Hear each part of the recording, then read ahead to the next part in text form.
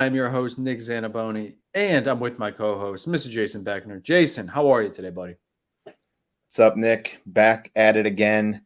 Took a week Yeah. off, but A little bit we are of back rest again. and relaxation. Jason, we've officially hit the 1 month from today. I will be getting married. Yep, So my question this week is: you are a hip hop guy, correct? Rap correct. guy. Yep. How did you incorporate rap and hip hop into your wedding songs, like playlist for like dancing? Because that's not really like the type of music that's played. Give me some advice. Ready, set, go.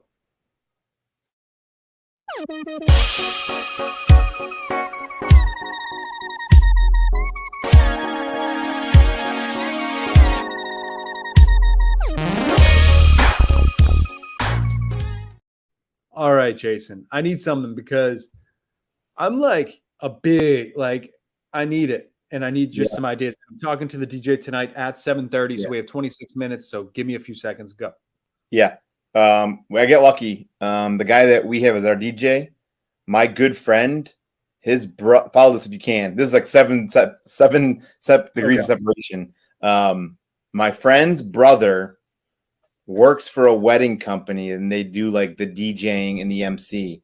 So my good friend's brother was our MC at our wedding and he recommended a DJ. We met with the DJ. We told him what we like and he almost was doing like he was like full on he was actually DJing and like doing like mashups. Yeah. So like he did really good at that. He's like, we'll hit him with the Frank Sinatra for the first like, all the Yeah. all the all the classics when the old people are still there. And then as the night goes And on, once 10 o'clock hits, boom, bangers. yeah, I switched over to like he was mashing up like crisscross with like Notorious Okay. B.I.G. and did all these cool like incorporated all these different things. Just talk to him tonight. Let him know what you want. These guys are professionals. They know what they're doing, Yeah, man. I know. I think I just underestimate people because like this is their craft. It is their job. So thank you. I will take that and use that advice. Jason, I have another question for you. We're Yeah, actually gonna bring something new to the show. We're gonna do the Immaculate Grid live live. on camera. And look at we figured out how to do this, but Jason, there's one twist that I did not tell you. Okay, I'm only gonna give us 3 minutes to complete this. okay, 3 minutes. So when the clock hits, we'll say 6 minutes. We need to then stop and start over again. How do you want to do it? Do you want to just like alternate guesses? Like yeah. Jason, I'm gonna okay, So good. I'm doing this now because this is obviously the new thing that's sweeping the nation. I'm super good at getting like the statistical thing, or in this case, the all-star column. Yep. What Okay. I struggle with this shit is people that have played for multiple teams. So I can almost like run through this. I'm sure we can Yep. both all run through this all-star thing, right? Like Okay. let's go with the Go. Royals first. Zach Greinke, right? Sure. Boom. Um, The Mets. This is super simple Mets. too. David Wright. No.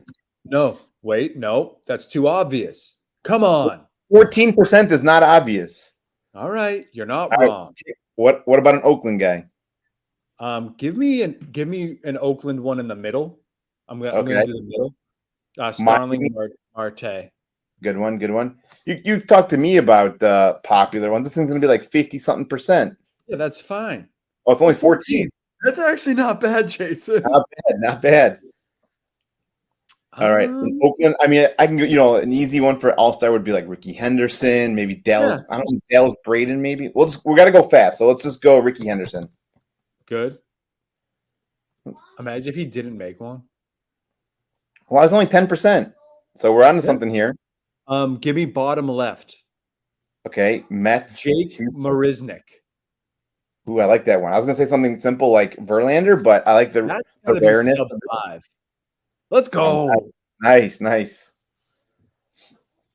So what sucks is we already used Grinky, so we can't do Yep. him in the left. Yep. Agreed. Give me Mike Piazza and the Mets one in the middle. The Mets and the Marlins? Yep.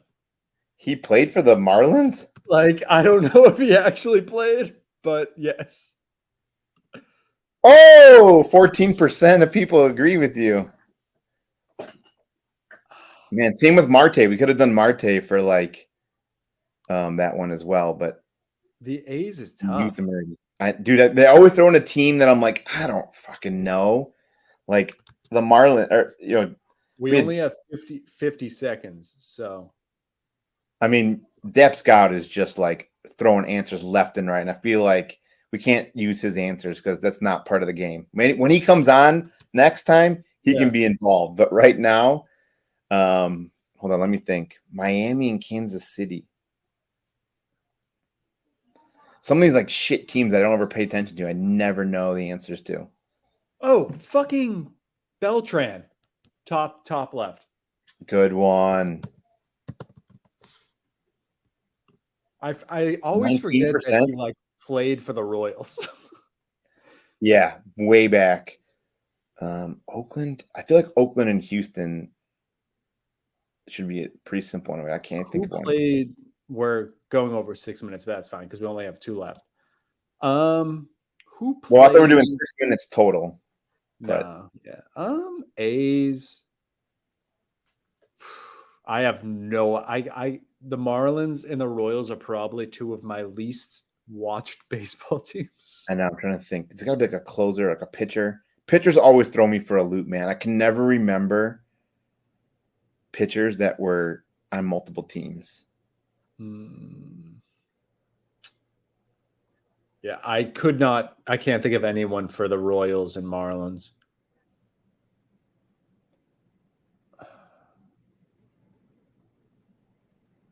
There has to be like a random ass pitcher, but I'm tapped out. So we need to just come up with some guesses at least. All right. Yeah, let's just guess some things here. Who's just like an obscure Marlin that like, or like a Marlin that played for the Marlins for a long time? Would like Edgar Renteria? Would did Edgar Renteria play for the Royals? I don't think so. It was just like Cardinals in Miami, I think. And the Red Sox, but yeah. Oakland and Houston. I feel like I know. Like if there's a random outfielder. Oh, shit, who's like Tony Kemp? Tony Kemp. Whoa, solid. That one's probably gonna be like really low too. Oh, 16. I'm surprised that that's 16. All right, one left. Miami, Kansas City. I'm just going to name Marlins, and you're going to tell me if he played for the Royals.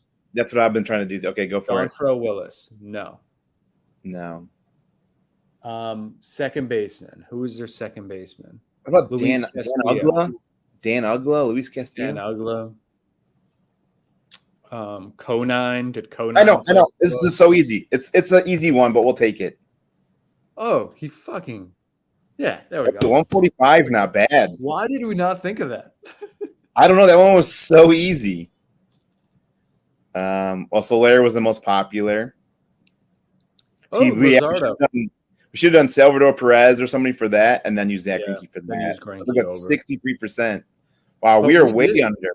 Oh, Luzardo too, such an easy one. Yeah. All right. Hey, that's a good one. I like that. All right. We'll do that again. Yeah, that was Jason, fun. What do we have to do before anything else? And then we'll get going. We got to get to some business real quick. If you're not already, you need to sign up to become a member at fantasy6pack.net. You get tons of great access becoming a member. You get access to our Discord, access to all our top rankings. We've been, a lot of the football guys and even baseball guys have been selected by Fantasy Pros as being, top 10 in the ranking business. Tons of articles, weekly waiver wire articles. Football season's coming right around the corner. It's actually basically here. Training camp open this weekend. You get a ton of great football content. Go on to fantasy6pack.net/plans. And this week, that covers the business. This week, we're going to go ahead, getting close to that trade deadline in many leagues. So I feel like this was a good topic to kind of discuss, maybe some dynasty targets, guys that you should probably be, depending on the price tag. These guys, I feel like we did a pretty good job on maybe finding some guys that aren't necessarily. Yeah, we did some pretty cheap-ish guys that I think we should be able to get relative, like just for like a few prospects, like, and not even like top 100 guys, maybe like a top 150, top 200. or like 4 top 500. Yeah, Definitely we could always run this up next week again and do some more like maybe some prospects that are worth grabbing, or some maybe some bigger every prospect that gets traded, you do not Yes. trade for, you do the trading. You actually just beat me to it. I think next week we need to do some sort of trade deadline show. But anyways, that's next week. Let's get to this week. First guy we're going to talk about is someone that I was actually high on to begin the season. That's Josh Naylor, outfielder / first base / DH of Cleveland. Yeah, dude, Naylor has been so good recently, and I've been the owner in my home league that has Naylor is not a great guy. I don't like genuinely. I do not like him like at all. But I will still try and get Josh Naylor because I really like him. He has 76 RBIs. Like for a guy that's like that, like top 200 dynasty asset, maybe top 300 dynasty asset, he's someone that I think if you went out and got him, he could be a difference maker, especially with that first base and outfield eligibility. So he doesn't need to be if he's your starting first baseman, then you might have you're not in great shape. But the 15 home runs with 76 RBI, he's slashing 302, 341, 499. Like some real actual numbers coming out of a guy. Just players in Cleveland are kind of undervalued. I don't know if it's because of like where it is, or it's just not J-Ram. So you're like, well, he's fine. But he's someone that I don't want to say coveting, but I'm trying to get him in almost every league that I can. And so as an example, I said no to this trade. The guy wanted Alex Cobb, Payamps, the relief pitcher for the Brewers, who's been like a star for saves and holds leagues. Yep. And he wanted something else. And I was like, well, no, because this is Josh Naylor. These other guys are still contributing. But within reason, I am trading for Josh Naylor.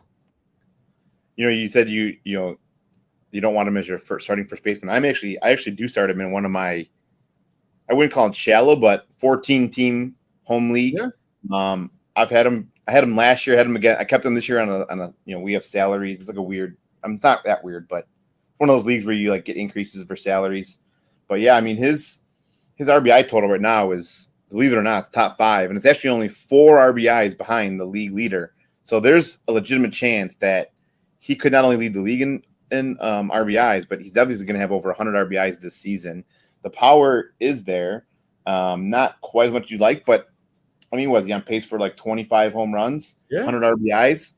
Yeah, that is a good first baseman. I guess it kind of, you convinced me that my guy is worth more than I came in with. Yeah, and it's funny because the Cleveland Guardians have kind of been down when it comes to the offense. I feel like even someone like J-Ram is just kind of, while they're there, they've almost just been like compilers, right? Like they just keep, they're the only ones driving in runs on that team. So between him and J-Ram, they are, but I think Josh Naylor, you could get him now, because as of right now, I think his RBI output is going to be there for the next several years. So I feel like you should get him now before he starts putting up 100+ RBI seasons consecutive years. Jump over to one of my guys here. That's Lane Thomas, outfielder of the Nationals. This is a guy that's being very, very undervalued right now. If you look at the second half last year and basically the first half this year, so basically, and if you compile that down into his last 162 games, he has 24 home runs, 98 runs, 19 stolen bases, and 119 WRC plus.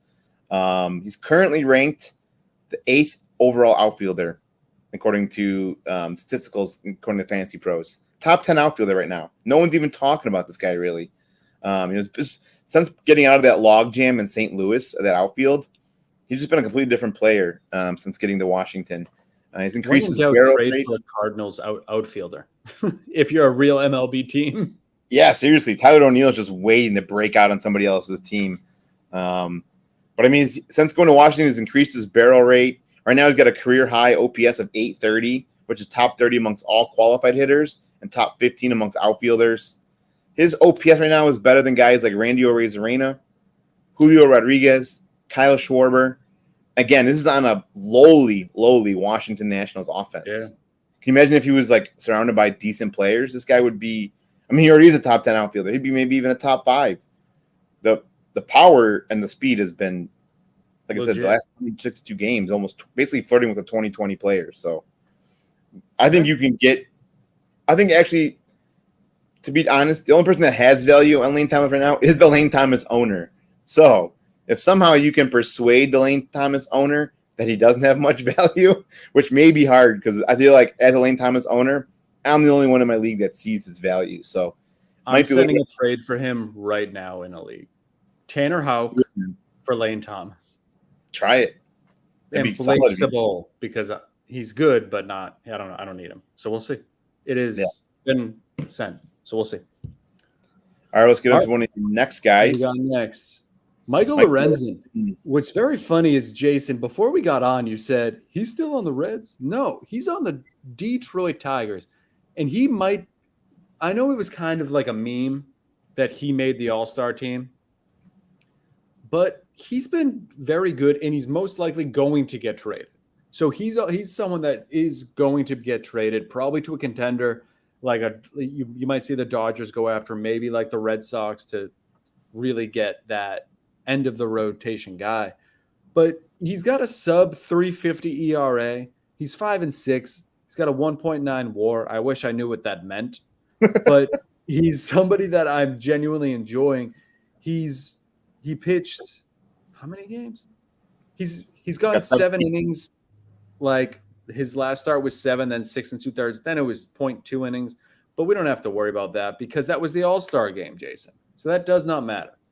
He's been getting a lot of quality starts. He's someone that I think you can get very cheap because a lot of owners, not in a lot of the leagues that we play in, but if you look at the 5-6 record, you're like, he's not that good. So he's someone that I think you can exploit him being on the Tigers before he gets traded because someone's like, he's on the Tigers, yeah, I'll trade him.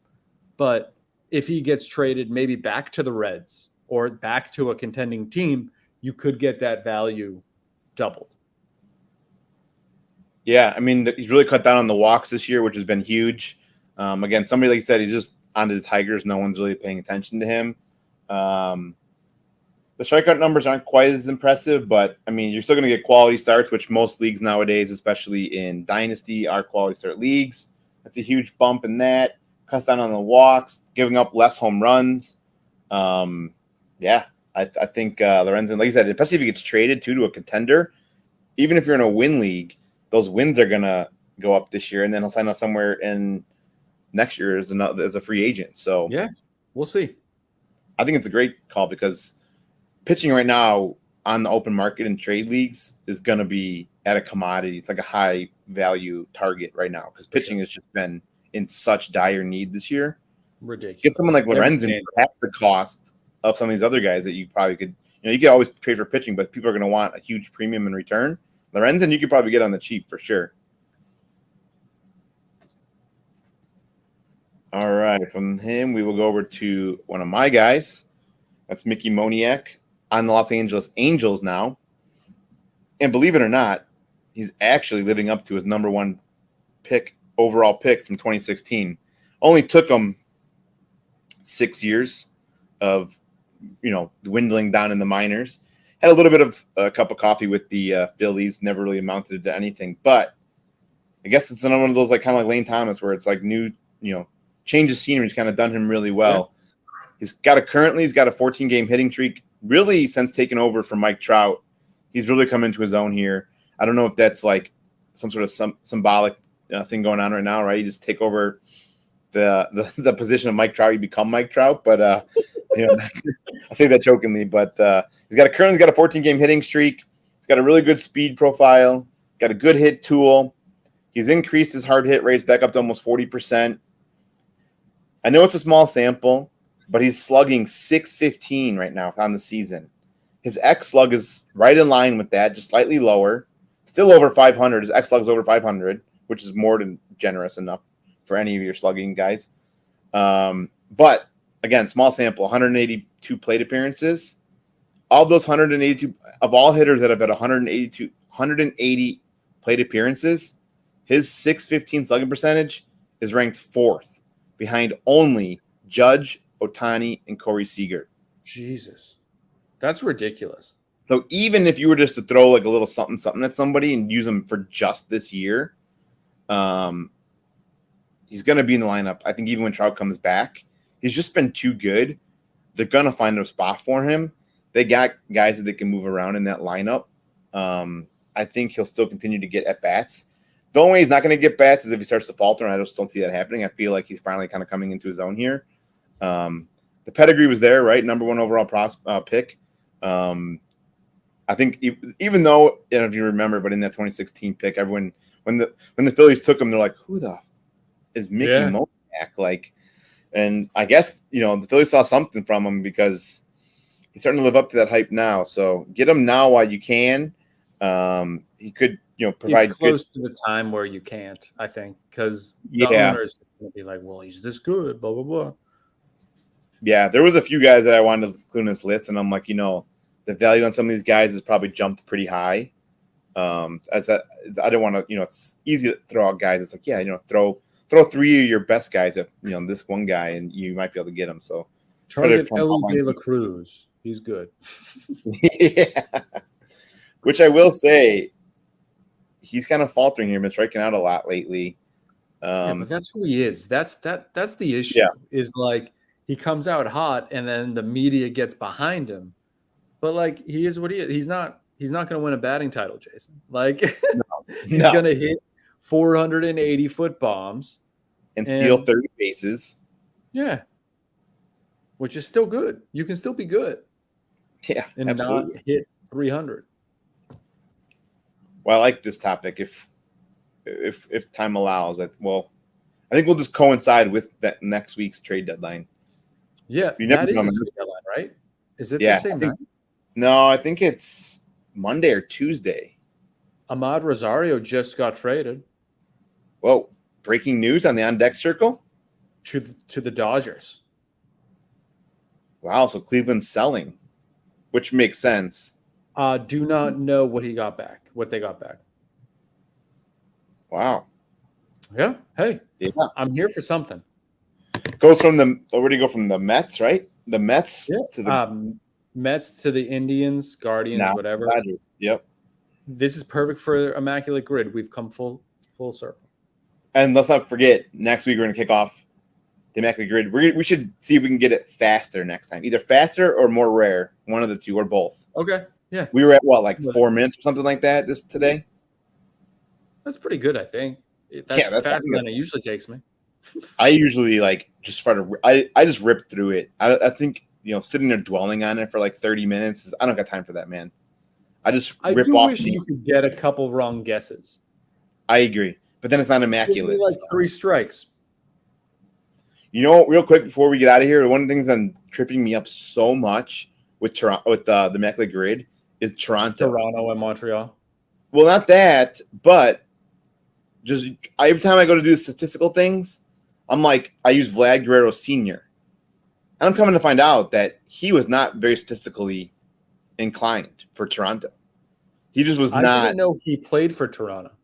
Yeah, I think it was a small little portion at the end of his career, and mostly obviously Montreal and LA. Yeah. But yeah, I thought for sure some of those statistical categories he'd be better at. But just a small snippet. Don't use Vlad Guerrero Sr. for any Toronto statistics. Was it last? Was it yesterday? I think it was 200 plus hits for the Nationals. Yeah. Yep. Little sneak attack. Yeah. Little tidbit. I like it. All right, Nick. Well, go talk to the DJ. Get that playlist. Yeah. I'll let you know how it goes. Nice, man. Good luck. See you later.